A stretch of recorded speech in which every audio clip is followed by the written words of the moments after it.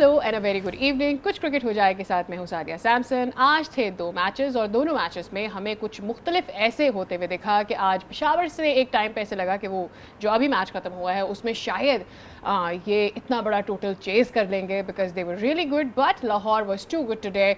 और उससे पहले वाला मैच यानी Karachi versus Multan was doing so good all together. लेकिन आज जैसे कि फवाद साहब ने कहा था कि उन्हें उम्मीद है कि कुछ कर जाएंगे कराची वाले, so they were able to take the game. And आज के मैच में दोनों मैचेस में जो कुछ हुआ उसमें अहम बात ये थी कि कुछ चेंजेस किए गए। एक लाहौर की टीम की जानिब से हमने चेंज देखा, कराची की टीम से जानिब से हमने दो चेंजेस देखे and they really did work for them. So इस पर भी एक एनालिसिस आया था कि भाई कराची को कुछ चेंजेस करने होंगे। So far as the analysis is good चल रहा है, उस पर तो यकीनी तौर पर बड़े अच्छे पटाखेदार कहा जाए ना तो छक्के चौके लग रहे हैं। जो बातें कर रहे हैं फवाद साहब उस पर पूरी उतर रही है। तो आज के मैच में भी जो हुआ दोनों मैचेस में उसका एनालिसिस हासिल करेंगे। हमारे साथ स्टूडियो से मौजूद हैं क्रिकेट एनालिस्ट फवाद मुस्तफ़ा साहब जिनसे बात होगी। लेकिन इससे पहले आज दोपहर को जो मैच था मुल्तान का कराची से, उसकी ज़रा झलकियाँ देखते हैं इस रिपोर्ट में। And this is how Karachi one today's match. और कराची के लिए बहुत ज़रूरी था, अगर अभी भी नहीं जीते तो फिर आगे जाकर तो और भी ज़्यादा मुश्किल हो जाता। Having said that you did से कि आपको लग रहा है कि कराची, दो आई हैड गिवन अप। मैंने तो सोचा था यार, मैंने तो जितनी पहले होप लगा ली थी अब और मुझे कोई होप नहीं चाहिए कराची से, but then they did come back and it was good that जो चेंजेस उन्होंने करने चाहिए थे उन्होंने कर लिए, उनके लिए अच्छा हो गया। देखिए कराची का मैंने बिल्कुल आखिरी वक्त पे आपको कहा कि दिल कह रहा है। अच्छा, मुझे मुल्तान फेवरेट नज़र आ रहा था कि फेवरेट, क्योंकि वो जिस तरह से खेलते आ रहे। सिर्फ एक चीज़ कराची में लग रही थी जो हुई कि मुल्तान जिन कंडीशन से खेलता हुआ आ रहा है कराची में वो मुख्तलिफ हैं। जो आपने बाद में देखा कि शोएब मलिक और इत्तेफाक से बड़ी मेहरबानी मैनेजमेंट की कि उन्होंने तबरेज़ शम्सी को फाइनली खिला लिया और तैयब को भी खिला लिया। तो ये सारा कुछ कर लिया तो बेहतर हो गया। अब सवाल कोई कर नहीं सकता कि भाई इतने अरसे से आप बैठे हुए थे, आपको नजर नहीं आ रहा था कि तबरेज़ शम्सी तो जा सकता है ना कि तबरेज़ शम्सी जो है वो क्यों नहीं खेल रहा है, इमरान ताहिर क्यों खेल रहा है, तैयब ताहिर। हम यहाँ बैठ के बात कर रहे हैं कि भाई डोमेस्टिक क्रिकेट में वो परफॉर्म करता आ रहा है, आप उसके साथ जाएं। ये जो हमारा मसला हो गया है ना कि भाई हैदर अली प्लेटिनम में है तो वो बैठ नहीं सकते। इसी तरह बैन कटिंग का मैं अभी भी कहूँगा कोई जगह नहीं बन रही। मैथ्यू वेड, आप एक अपनी बैटिंग ऊपर बढ़ाएं, वेड को नीचे। आज 46 बॉल पे 47 किए। अगर ये पाकिस्तानी होता इस गरीब के साथ क्या कुछ हो चुका होता। ठीक है, वो नहीं ऊपर खेल रहा। ये सब कहते हैं ना चले हुए कारतूस हैं, इनका काम हो चुका है। अब आपने इन सबको ड्राफ्ट में लिया है। बेस्ट ये था कि आप फिर वेट को नीचे करें, बैन कटिंग को बिठाएं, अपनी बैटिंग और ऊपर करें, शर्जील को खिलाएं, इसको तैयब ताहिर को कर दिया, आपकी बैटिंग और स्ट्रांग हो जाएगी। और अगर चले मैं तो कह रहा हूँ चले अगर ये नहीं करना ना तो फिर आप एक और काम करें कि बैन कटिंग को बिठा के एक बॉलर और ऐड कर लें ताकि आपकी बॉलिंग, क्योंकि आज तो चले स्पिन विकेट था, शोएब मलिक भी इत्तेफाक लकीली चल गए, इतनी ज़्यादा सपोर्ट थी, लेकिन आपकी बॉलिंग नज़र नहीं आ रही है। ये लाहौर जैसी कंडीशन जो है जहाँ ये जाएंगे वहाँ तो नहीं छोड़ेंगे। वो तो इतने जिस तरह से राशिद भी पिट रहे थे, राशिद, उसके बाद वहाब, हारिस रऊफ, कौन नहीं था, शाहीन ने बहुत आला बॉलिंग कर दी, लेकिन ओवरऑल आपके बॉलर नहीं बचा पाएंगे। आपको वहाँ 240 पे एक वक्त तो लग रहा था कि 200 120 10 ओवर में हो गए थे। तो मेरा कराची से कहना है कि आप अच्छा खेल गए, जीत गए, लेकिन आपने प्रोएक्टिव होना है, आपने क्विक डिसीजंस लेने और डिसीजन मैच वाइज लेने कि क्या आपकी बेस्ट टीम है जो खेलेगी, भले आपने किसी को नाराज करना हो। बैन कटिंग की जगह नहीं बन रही बिल्कुल, क्योंकि आपको वो बता चुका है जो उसकी एक्सपर्टीज मानी जाती थी, वहां आके वो नहीं जितवा सका। तो आप क्या ऐसा फील्डर खिला रहे हैं, उसे बॉल भी वो नहीं कर रहा। सही। तो बेहतर यही होगा कि आप या तो एक बॉलर बढ़ा लें या एक बैटर बढ़ा लें ऊपर की तरफ, अगर तो लीग में आपने ऊपर आना है। जी हाँ, और अगर नहीं आना चाहते तो you can go with the same combination. But having said that, Matthew Wade आज बहुत सारी गेंदें स्वॉलो करके चले गए और मेरे ख्याल में कराची के लिए वो भी गलत हो सकता था अगर आगे जाके तैयब ना उठाते गेम को, वो बहुत बुरा हो रहा था। So let's give that credit, deserving credit to Tayyab कि एक तो इतने देर बिठाया, इतने सारे मैचेस में बिठाया, कहीं जाकर आप छठे मैच में उसको खिला रहे हो और उसने तो धमाका कर दिया। और मुझे लग रहा है कि अगर वो कंटिन्यू खेल रहा होता तो और कम गेंदों के ऊपर आपको ज़्यादा रन बना के दे रहा होता। देखिए सादिया, ये ना एक मेरे ख्याल से जो बाकी बच्चे हैं ना, जो भी जब जिनको एक मौका मिलता है, मेरा कहना ये कि आप इतने मेंटली स्ट्रांग हों कि जब आपको बिठाया जाता है ना और आपको वो चांस मिले और आप सामने वालों को बता दें कि भाई क्या कर रहे थे। इन्होंने भी यही किया, अब्दुल्ला ने भी शो कर दिया। उस पर भले हम बाद में बात करेंगे, लेकिन तैयब आप डोमेस्टिक क्रिकेट परफॉर्म करते हुए आ रहे हैं। 5 मैचेस में आपके ऊपर जी फॉरेन प्लेयर्स को प्रेफर कर रहे थे, मौका दिया तो हो सकता है आखिर में होता ये है कि जब 5 है चलो भाई इसे भी खिला लो, क्योंकि हैदर अली जब फेल पे फेल हुए तब जाके इनको मौका मिला, वरना आप पहले भी सोच सकते थे। और आपका जो मिडिल ऑर्डर है, मैं आपको बताऊं, इमाद कर गया, शोएब भी उस तरह परफॉर्म नहीं कर रहा, तैयब इन सबसे बेहतर है मिडिल ऑर्डर में। आपका मिडिल ऑर्डर में एक बंदा चाहिए था, तो वो आज करके आ गया। तो अब इंशाल्लाह उम्मीद यही है आगे भी करेंगे, क्योंकि डोमेस्टिक क्रिकेट में इसने बेहतर परफॉर्मेंस दी है। कोई बेसिस है इसकी परफॉर्मेंस की, क्योंकि ये अच्छा करता आ रहा है नेशनल T20 में। राइट, बट मुझे ऐसा फिर भी ऐसा लगा कि हैड बिन, एक तो तैयब की वाली मैंने बात करी कि यू नो अगर वो तो तैयब ने आके गेम को वापस लेकर आ गए and they were able to make 160, वरना देखे जाए तो नीचे जाके आप इमाद को वो नॉट आउट गए, शुएब नॉट आउट गए, ये वो प्लेयर्स हैं जिनको अगर ऊपर से इतनी गेंदें कोई भी प्लेयर खा जाता है तो नीचे वाले प्लेयर को खेलने का मौका नहीं मिलता, जो बेसिकली किसी भी टीम की मौत है T20 फॉर्मेट के अंदर। सो दैट इज़ वेयर मतलब वो बहुत गलत होता है कि अगर कोई भी प्लेयर ऊपर के नंबर पर आकर इतनी ज़्यादा गेंदें खा जाए। देखिए कुछ प्लेयर्स जो होते हैं ना, जैसे शुएब हो गए, इमाद हो गए। शुएब स्पिनर्स को तो बहुत अच्छा खेलते हैं, ठीक है। जहां एहसानुल्लाह गेंद कर रहा था ना, एहसानुल्लाह 145 प्लस कर रहा था, वो बॉडी पे अटैक कर रहा था, तो शुएब को भी मुश्किल हो रही थी, इमाद को भी हो रही थी। जैसे ही दूसरे आते थे तो इमाद भी आपको बेहतर नजर आते थे, इमाद शुएब भी अच्छा खेलते हैं, लेकिन वहाँ उन्होंने रोके हुए थे वो ओवर्स इमाद और शुएब के लिए। बट ओवरऑल 167 के बाद मुल्तान ये मैच जीत सकता था और जीतना चाहिए था। बट जिस तरह से आज कराची ने बॉलिंग की और उसके बाद तबरेज़ शमसी ने आके वही कुछ किया कि जो आपका तैयब ने बैटिंग में करके दिखाया था कि जी आपका इमरान था, ठीक है, बड़ा अच्छा बॉलर था, सब कुछ था, लेकिन वो ख़त्म हो गया। अब मैं उससे बेहतर हूँ, मैं आपकी पहली चॉइस होना चाहिए। मेरे ख्याल में ये भी हमें माइंड सेट कर लेना चाहिए कि आप ड्राफ्ट के अंदर जब प्लेयर्स पिक करते हैं तो क्यों करते हैं, उनको खिलाने के लिए पिक करते हैं। अब देखें ना, 3 मैचेस खेले लाहौर ने, उनको कामरान के साथ, पहले उन्होंने कामरान को गिवन रिस्पेक्ट दिया कि भाई आपने एक प्लेयर को रखा है, आप उसे पूरा मौका दें, आपने उसे पूरा मौका दें। नहीं है उसका, हम नहीं बात करते, एबिलिटी पर भी हम नहीं बात करते, we are not going there, नहीं चल रहा उसका बल्ला, आप आज अब्दुल्ला को लेकर आ गए, Abdullah has done it for you, you are going to continue with him. अब बात यह है कि आप छठे मैच में किसी भी प्लेयर को लेकर आ रहे हैं, तो ये अनजस्टिफाइड है कि आप वहाँ जाके उससे, वो अच्छी बात है कि अगर कोई करके दे देता है आपको, बट आप उससे अनजस्टिफाइड अगर आप उससे एक्सपेक्ट करेंगे, बिल्कुल लीग के उस प्रेशर में आके, जब आपका कप्तान भी डेफिनेटली और आपका वाइस कैप्टन भी प्रेशर में खेल रहा है, आपकी पूरी टीम मैनेजमेंट की फ्रस्ट्रेशन आपको टीवी स्क्रीन पर नजर आ रही है। हमने देखा है वो कि वो किस तरह से वसीम अकरम खुद भी फ्रस्ट्रेट हो गए थे कि भाई क्या है, दो मेरे ख्याल में हर बंदा हो जाता है इस लेवल पे जब जाती है, तो भाई जो प्लेयर बाहर से उठ के अंदर आ रहा है वो कितना प्रेशर लेकर आ रहा है। तो मुझे ऐसा लगता है ये भी अनजस्टिफाइड है कि आप किसी प्लेयर को खिलाते नहीं और जब आपको लगता है अब तो कुछ नहीं होना, अब आप उसे लेकर आ गए। वो तो अच्छा हुआ उन्होंने प्ले कर दिया और आपकी टीम जीत गई। तो मेरे ख्याल में Karachi Kings should be very thankful to both these players. देखिए एक वजह ये भी नज़र आती है कि जी आप ये सोच रहे थे कि जी ऑलरेडी हमारे एक लेफ्ट आर्म लेग स्पिनर हमारे पास है इमाद, फिर हम दूसरा भी ले आए, तो भाई अगर दोनों अच्छे हैं तो दोनों के साथ चले जाओ ना। ये कहाँ लिखा हुआ है कि 2 लेफ्ट आर्म लेग स्पिनर, और दूसरा ये कि वो तो चाइना मैन अलग तरीके से करता है, इमाद अलग तरीके से करता है। बाज़ औक़ात ये भी होगा कि जी इमाद के साथ फिर हम राइट आर्म लेग, तो वो भी आपकी गलत सोच थी। तो आपकी गलत सोच थी कि आप एक करंट प्लेयर को जो करंट फॉर्म में है, जो रेगुलर T20 क्रिकेट खेल रहा है, उसके ऊपर उस प्लेयर को प्रेफर कर रहे थे कि जिसके ऑलमोस्ट इनिंग खत्म हो चुकी है। तो आपने अगर ये मैचेस में नुकसान उठाया तो उसमें कोई जिम्मेदार नहीं है, आप जिम्मेदार हैं जो भी टीम सिलेक्शन में इन्वॉल्व थे। Definitely. Having said that, you feel आने वाले मैचेस कराची के लिए कैसे होंगे? बिकॉज मुल्तान ऑलमोस्ट अपनी नैया पार कर चुका है। 1 or 2 matches they need and they will hopefully get those. मेरे ख्याल में कोई तो ऐसा मौका मिल ही जाएगा, बट कराची के लिए आज का मैच जीतने के बाद भी अभी बहुत सारी गेम बाकी है उनके लिए। देखिए अब पेशावर भी उनके साथ साथ खड़ा हुआ है चौथी पोजीशन के लिए। मसला सारा ये है कि अब लाहौर, इस्लामाबाद और मुल्तान, जो मैं कल बात कर रहा था कि वो नज़र आ रहा है कि टॉप 3 में होंगे। पेशावर, कराची, कोयटा बिल्कुल नीचे गिरा हुआ है।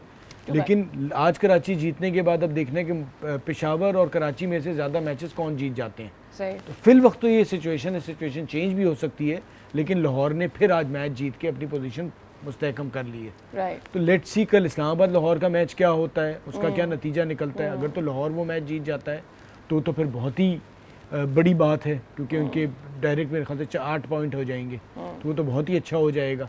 और इस्लामाबाद, लेकिन इस्लामाबाद एक वो टीम है कि वो अगर हारेगी भी कल तो बड़ा ही मुश्किल तरीके से हारेगी, क्योंकि जिस तरह की क्रिकेट लाहौर खेलता है इस्लामाबाद भी वैसी क्रिकेट खेलता है। सही। तो अब देखना ये है कि कल का मैच कैसा होता है। फिर इस्लामाबाद लेकिन कराची और बाकी टीमों से बेहतर है, ऑब्वियसली बेटर है। मेरे ख्याल में उनकी स्ट्रैटेजी, उनका mindset, everything is better, so that also matters. आपके प्लेयर तो कहाँ कराची 4 नंबर पे आ सकती है ना, हाँ। क्लोज है, जी क्लोज है इन कंपैरिजन टू। मेरे ख्याल में उनका मुकाबला थ्रू आउट जो है वो देखना होगा कि पेशावर से कैसा रहता है। That is going to decide कि either they going to be fifth or fourth or so क्या क्वेटा ऊपर आ जाए, यू नेवर नो। हम भी क्वेटा को बार बार नीचे ही बात ही नहीं कर रहे क्वेटा के बारे में। यहाँ पे लेते हैं ब्रेक, वापस आएंगे तो अभी जो मैच खत्म हुआ है लाहौर का पेशावर से, उस पर बात करेंगे। हमारे साथ ही रहिए।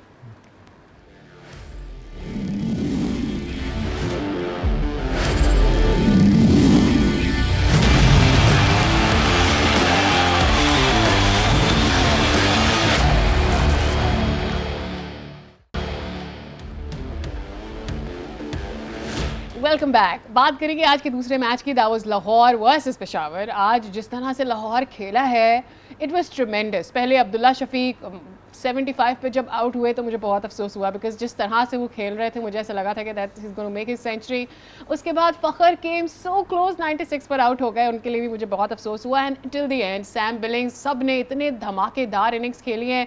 96, 75, 47, ओवरऑल 241 का जो है वो स्कोर बनाया। That was too big for Peshawar. और लग ऐसा रहा था कि Peshawar won't be able to kind of survive this, लेकिन they did fight back, which was good to see. But having said that, आज जिस तरह से खेला है Lahore, it was just tremendous. इतना मारा, इंस्पिरेशन देगा आजम खान बाकियों को, सबको।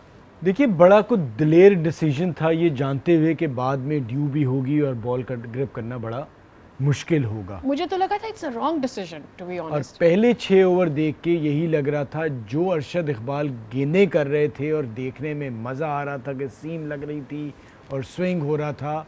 और मुझे इस पूरे PSL में एहसानुल्लाह तो खैर कर ही रहे हैं, हाँ। उसके बाद बाकी सारों में अरशद इकबाल ने बहुत इम्प्रेस किया है। अरशद इकबाल बहुत ही अच्छी बॉलिंग कर रहे हैं।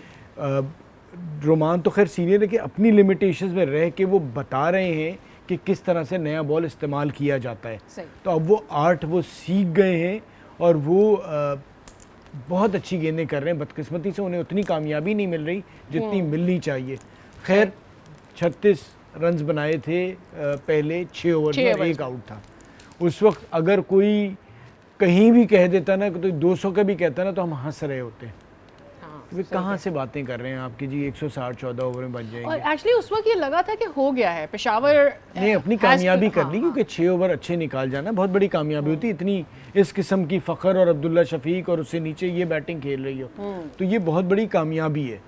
तो जिस तरह से फिर खेल का सिलसिला शुरू हुआ, जब पहले अब्दुल्ला शफीक ने तेज़ खेलना शुरू किया और उनके जो शॉट्स थे वो इतने खूबसूरत शॉट्स थे, सीधा छक्का मार रहे हैं, कवर के ऊपर से मार रहे हैं, फिर शॉर्ट पिच डिलीवरी पे हुक कर रहे हैं, पुल कर रहे हैं। बहुत ही शानदार और इतनी खूबसूरत इनिंग्स थी कि जो आपने बात की कि दिल चाह रहा था कि वो 100 करें, वो डिज़र्व करते हैं। और जो मैंने वही तैयब पे बात की थी, हम भी जब कराची का मैच लाहौर हारे थे तो हमने यही बात की थी कि आप अब्दुल्ला शफीक को कामरान की जगह खिलाएं, क्योंकि वो बहुत एक बेहतरीन और बड़ा सीधा क्रिकेट खेलते, क्लासी प्लेयर हैं और वो कामरान से बहुत बेहतर हैं।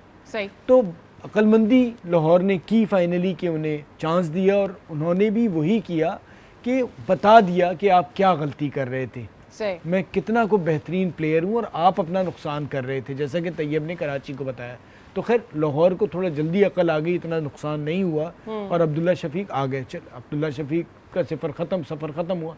फिर उसके बाद जी फ़खर शुरू हो गए, वो तो रुक ही नहीं रहे थे। हाँ। वो तो मतलब बॉलर की शक्ल पे नज़र आ रहा था कि इसी तरह ओवर ख़त्म हो, जान छूटे उस तरह से मार रहे थे। सही। फिर वो भी 100 डिज़र्व करते थे और इतना करीब आके 100 ना करना अब देखने वाले को भी दुख होता है कि भाई ये वेल डिजर्व 100 था और वो होना चाहिए था। खैर बदकिस्मती थी, वो नहीं हुआ। और उसके बाद जो फिर मारधार शुरू हो गई। फिर तो जो आ रहा था वो कहता था आओ जी जिसको लाना ले आओ। कोई नहीं बचा। वो साथ एक बच्चा खेला था साथ भी आज, तो लेकिन आज वैसे भी इमर्जिंग प्लेयर पहला मैच खेल रहा होता है इस किस्म की, और फिर आपके जब सीनियर इतने पिट रहे हो तो प्रेशर ऑलरेडी आपके ऊपर होता है। तो 240, अच्छा 240 हो जाना, तो आप किसी से बात करेंगे ना तो लगता नहीं है कि 240 पे 240 हो जाएं। ये भी कोई बहुत ही अजीब सा मौजज़ा सा होता है, क्योंकि बहुत रन होते हैं चाहे कोई भी कंडीशन हो जाए, ऊपर से लाहौर की बॉलिंग। फिर जी पेशावर आया। पेशावर देखें, मेरा ना सिर्फ कहना ये है कि हम अक्सर कुछ चीज़ों पे बात करने से खौफज़दा हो रहे होते हैं। ये हमारी बदकिस्मती है कि भाई आप किसी प्लेयर पे, बड़े प्लेयर पे आप बात नहीं कर सकते। बाबर आजम को अब डिसाइड करना पड़ेगा। PSL होती जा रही है, T20 क्रिकेट जिस तरह से खेली जाती है उस तरह से खेलनी पड़ेगी, अगर तो वो चाह रहे हैं कि इवन PSL में और पाकिस्तान में लंबे अरसे तक खेलें। वरना जो रूट जैसा प्लेयर भी T20 छोड़ के टेस्ट खेल ही रहा है ना, ये हमारे यहाँ क्यों ज़रूरी है कि हमारा टॉप बैटर हो और उसने T20 भी खेलना है। प्रॉबेबली ये क्या ये पॉसिबल है कि बाबर अपना नंबर डिसाइड करें कि उन्हें कहाँ आके खेलना? नहीं देखें, वो डिसाइड करें ना करें, जिस नंबर पे भी खेलेंगे स्ट्राइक रेट तो अब आपको 130-40 का चाहिए। सही। अगर आप वो नहीं मेंटेन कर सकते, आप उस तरह नहीं खेल सकते, तो आप नहीं T20 क्रिकेट में फिट हो पाएंगे। ये अब डिसाइड करना है। हो सकता है कि इसके बाद जो कुछ मेरे साथ भी हो, लेकिन ये एक रियलिटी है। सही। रियलिटी है, उस पर बात होनी चाहिए और अब ये नज़र आ रहा है। आज भी देखे ना, एक बड़ा स्कोर था, बड़ा टोटल था, शाहीन ने उन्हें आउट कर लिया, क्या जबरदस्त, बहुत ही आला था। लेकिन ओवरऑल होता यही है कि जब इतना बड़ा एक टोटल आता है, अक्सर बहुत कम हुआ है बाबर ने कि इस तरह से परफॉर्म किया हो। उनका अंदाज नहीं खेलने का। मैं कतई तौर पे नहीं कह रहा, बहुत बड़े प्लेयर हैं, बहुत ग्रेट प्लेयर हैं, लेकिन इस फॉर्मेट में जिस तरह से क्रिकेट खेली जाती, या तो उन्हें खेलनी पड़ेगी या उन्हें खुद फैसला करना पड़ेगा कि वो इस फॉर्मेट को खैराबाद कहें। और जितने बड़े वो बल्लेबाज हैं और जितना लोग उनकी एबिलिटी को और उनके काम को मेरे ख्याल में रिस्पेक्ट करते हैं ना, कोई उन्हें बताएगा भी नहीं। शायद ये हमारे यहाँ है ना, this is a part of our society कि लोग इस तरह की बातें आपसे नहीं कर सकते। Probably Babar will have to analyse himself कि उनको क्या डिसाइड करना है अपने लिए। वेल, यहाँ पर पहले आपको अब तक जो आज मैच हुआ था, सेकेंड मैच, उसकी रिपोर्ट दिखाते हैं, फिर वापस जो अब तक हमने गुफ्तगू की है इसको यहीं से कंटिन्यू करेंगे। तो जनाब, ऐसे फिर जब हम बात कर रहे थे, आपने रिपोर्ट तो अब देख ही ली है, और जब इसमें आपने शाहीन शाह अफरीदी का वो बोल्ड देखा होगा जो उन्होंने बाबर को किया है, वो मेरे ख्याल में वो जब जितनी दफ़ा देखेंगे ना, हमारी एक आवाज़ निकलती ऐसे करके कुछ होता है। नहीं देखें आप, रोहित का भी था और बाबर का भी हो गया, तो अब टॉप जो क्रिकेटर्स बैटर्स हैं उनको उन्होंने एक ही तरीके से आउट करके दिखा दिया, बता दिया। और जिस तरह से जेसन रॉय को भी वो तंग कर रहे थे, तो आपको पता है कि बॉल अंदर आएगा, फिर भी आपके लिए मुश्किल है। तो I was feeling bad for Jason Roy, मतलब वो गिरे और जैसे उनको लगा, पैर पे लगा भी, मुझे I was feeling bad for Jason Roy. ने फ्रंट से लीड किया, मार पड़ रही थी, वो आते थे, फिर विकेट लेते थे, फिर आते थे, फिर विकेट लेते थे, तो उन्होंने एक फ़र्क बता दिया कि वो किस वजह से एक जहाँ खड़े हैं, जहाँ वो खड़े हैं, या वो अभी भी नंबर 1 बॉलर हैं। हम अक्सर बाबर और आमिर का और उसके कंपैरिजन की भी बात पर चल रही होती है, लेकिन अब नो डाउट आमिर भी बड़े अच्छे बॉलर थे, लेकिन अब फ़र्क बहुत बड़ा हो गया है। मेरे ख्याल में कंसिस्टेंसी जो है, प्लेयर्स तो बहुत सारे आते हैं, कंसिस्टेंसी मैटर करती है, और वहाँ पर आपकी मेंटल स्टेबिलिटी और आपका फोकस बेसिकली गेम के ऊपर, अपने ऊपर, कि आप क्या खेल रहे हैं, रादर कि आपकी सराउंडिंग्स में क्या हो रहा है, मेरे ख्याल में ये भी बहुत ज़्यादा मैटर करता है। देखिए, टाइम एक तो सबसे इम्पॉर्टेंट होता है, फिर दूसरा ये होता है जो आप बात कर रही हैं कि कंसिस्टेंटली आप कितने अरसे तक अपनी जो फॉर्म है उसको लेके चल रहे हैं। ठीक है, शाहीन का भी, हर बॉलर का, हर क्रिकेटर का एक वक्त आता है। सही। तो अब इनका ये जो वक्त चल रहा है, ये अब इनके ऊपर है कि कितने अरसे तक ये इसको लेके चलेंगे, अपनी फिटनेस के हवाले से, अपनी इस बॉलिंग के हवाले से, क्योंकि इस चीज़ पे मेहनत दरकार होती है। जब आप टॉप पे पहुंच जाते हैं ना, सबसे ज़्यादा मेहनत उस वक्त दरकार होती है, क्योंकि वहाँ से आपको उस जगह पे खड़े रहने के लिए मेहनत रहना चाहिए, वरना यूं करके आप आते हैं। तो अब वो जिस चीज़ को, क्योंकि आप अब जैसे शाहीन था, हमें पता था कि जी आएगा, और सबको पता है कि इसी तरह से, तो उसको राइट एरिया को, उसी को हिट करना है, और उतनी ही पावर से और उतनी उसे एनर्जी चाहिए। वैसे भी मुझे लगता है कि अगर साइकोलॉजिकली स्पीकिंग, जब कोई इंसान ऊपर जा रहा होता है तो आप कहते हैं कि हाँ ये अच्छा कर रहा है, अच्छा कर रहा है, अच्छा कर रहा है, फिर वो वहाँ जाकर अगर नीचे आना शुरू होता है तो वो ज़्यादा महसूस होता है, बिकॉज आपको इतनी आदत हो जाती है उस शख्स को ऊपर जाते हुए देखने के लिए, तो आप चाहते हैं कि यहाँ तो ये इसी जगह पे रहे, बिकॉज वो आपके लिए एक हीरो होता है। लेकिन जब वो नीचे आना शुरू होता है तो आपको भी बर्दाश्त नहीं होता, दैन फिर लोग क्रिटिसाइज़ करना शुरू करते हैं इवेंचुअली, और वो टाइम मेरे ख्याल में प्लेयर्स के अपने लिए भी बड़ा मुश्किल होता है। एंड शायद वो उरूज ही होता है जिसकी वजह से कोई भी प्लेयर ये डिसाइड नहीं कर पा रहा होता, उसे लगता है कि शायद अब मैं हिट कर पाऊँगा, अब मैं कम बैक कर पाऊँगा, और इसीलिए वो बहुत सारे प्लेयर्स डिसाइड नहीं कर पा रहे होते कि what is the right time for them to just say good bye to what they are not able to do any more. आज साइम डिड गुड, उसके बाद हमने देखा कि उनके साथ कैडमोर बहुत आगे तक बहुत अच्छा खेले, दोनों की जानिब से बहुत अच्छा हुआ। लेकिन फिर जब वो गए तो फिर आगे तो बहुत आए, लेकिन फिर भी 50 का रह गया। इसमें ना कम से कम एक अच्छा 100 और एक बहुत अच्छा 50 तो चाहिए ही होता है कि जब आप 240 चेज करने जा रहे हैं, और जिसने जो फॉर्म शुरू की है ना वो आखिर तक लेके जाए।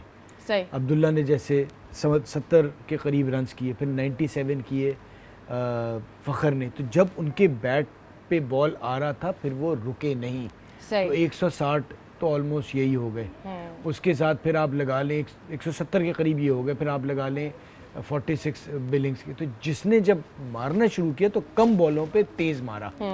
तो वो यही है कि जब आप खेल रहे हो, जब चेस कर रहे होते हैं ना, आप जब आउट होते हैं तो सामने वाला आते ही नहीं मारना शुरू कर सकता है। ठीक है, आप जो यही बात कर रही थी ना कि कंसिस्टेंटली और परफॉर्म करना, फॉर्म में रहना, हारिस अभी तक पीएसएल में, जो हम वर्ल्ड कप की बात कर रहे थे या एशिया कप जो उन्होंने कॉन्फिडेंस लिया था, और जिसके बाद शाहीन भी नहीं थे, उनकी कमी में भी बेहतर बॉलिंग की, फिर वर्ल्ड कप में शाहीन भी जब साथ आ गए तो भी हारिस बड़ी बेहतर गेंदें कर रहे थे। अभी तक पीएसएल में वो हमारे हारिस वापस नहीं आया है। हारिस को अगेंस्ट कराची भी प्रॉब्लम हुआ था, आज भी हारिस उस तरह से नहीं थे। ठीक है, बॉल कर ली, लेकिन आप जब टॉप पे होते हैं ना तो आपसे एक्सपेक्टेशन उतनी ही होती हैं, आपसे मीडियोकर वाली नहीं होती। तो मोस्ट प्रॉब्ली उन्हें भी फॉर्म पे आना होगा। कोयटा के आपको याद होगा जिस तरह से हफीज़ ने फिर उनको मारा था, तो वो इतनी आसानी से मार नहीं खाते थे। तो उम्मीद यही है कि थोड़ा सा सुकून करेंगे, क्योंकि आपने उस चीज़ को बरकरार रखना है। अगर आप ऊपर से फिर जाएंगे नीचे तो फिर बहुत आसानी से आप नीचे जाते चले जाते हैं। तो आप अपनी जो फॉर्म है उसको वापस लाएं, सोचें कि क्या गलत कर रहे हैं, उस पर हारिस ही बेहतर काम कर सकते हैं। राइट, मेरे ख्याल में बंदा सबसे ज़्यादा अपने आप को बेटर जज कर सकता है, और बगैर किसी ग्रीफ के आप अपने आप को जज कर सकते हैं कि आप कहाँ पर खड़े हैं। वेल, यहाँ पे लेनी ब्रेक, वापस आएंगे, कल के मैच की बात करेंगे, हमारे साथ ही रहिए।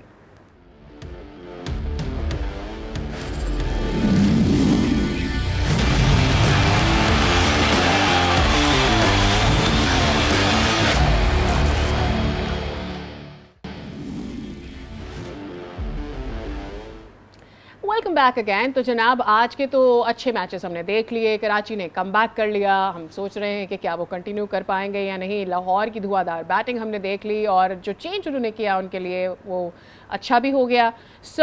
अब रह जाता है कल का मैच, एंड कल का मैच जो है वो लाहौर हम दोबारा एक्शन में देखेंगे, और उनके साथ हम देखेंगे इस्लामाबाद। अब देखना ये है कि आज के बाद जो टॉस जीता था लाहौर ने, उसके बाद वो कल के लिए क्या डिसीजन लेते हैं, और दूसरा ये कि इस्लामाबाद की टीम से क्या एक्सपेक्टेशंस हैं कि क्या होने जा रहा है। So what do you think is going to be the favourite team for tomorrow? सबसे मुश्किल सवाल है, एक टीम 220 करके आ रही है, दूसरी 240। इससे ज़्यादा कोई धमाकेदार मैच होना नहीं चाहिए, क्योंकि दोनों की बैटिंग ठीक ठाक फॉर्म में है। लाहौर को एडवांटेज ये है कि बॉलिंग की अगर आप बात करेंगे तो वो इस्लामाबाद से बेहतर है। तो लेट्स सी क्या होता है। मुझे बस यही मुझे लगेगा कि जो टॉस जीतेगा वो फेवरेट होगा, क्योंकि बाद में अब जो भी बॉलिंग करेगा उसे मुश्किल होगी। मुझे लगता है लाहौर को भी अंदाज़ा नहीं था, जिस तरह से पहले 6 ओवर खेला है, गेंद हिला था थोड़ा सा, और वो शाहीन वगैरह अगर कर रहे हो तो सोचें अब कितने को मसाइल बढ़ जाएं सामने वाली टीम के।